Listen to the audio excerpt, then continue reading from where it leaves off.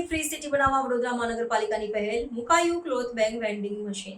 વડોદરા મહાનગરપાલિકાએ શહેરને single use plastic free city બનાવવા માટે અનોખો પ્રયાસ હાથ ધર્યો છે।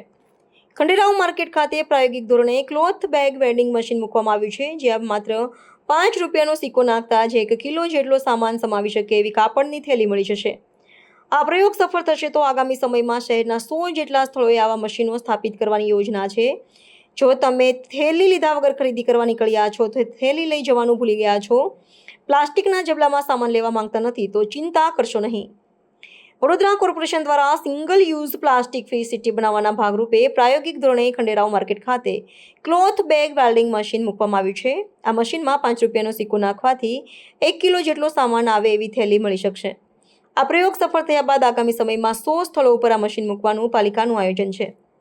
વડોદરા કોર્પોરેશન દ્વારા વડોદરા શહેરને single use plastic free city બનાવવા માટે કવાયત હાથ ધરી છે, જે કવાયતના ભાગરૂપે કોર્પોરેશન દ્વારા થેલી લીધા વગર શાકભાજી સહિત અનેક ચીજવસ્તુઓ ખરીદવા નીકળતા લોકોને થેલી મળી રહે તે માટે આગામી સમયમાં ચોક્કસ સ્થળો ઉપર 100 જેટલા ક્લોથ બેગ વેન્ડિંગ મશીન મૂકવાનું આયોજન કરવામાં આવ્યું છે।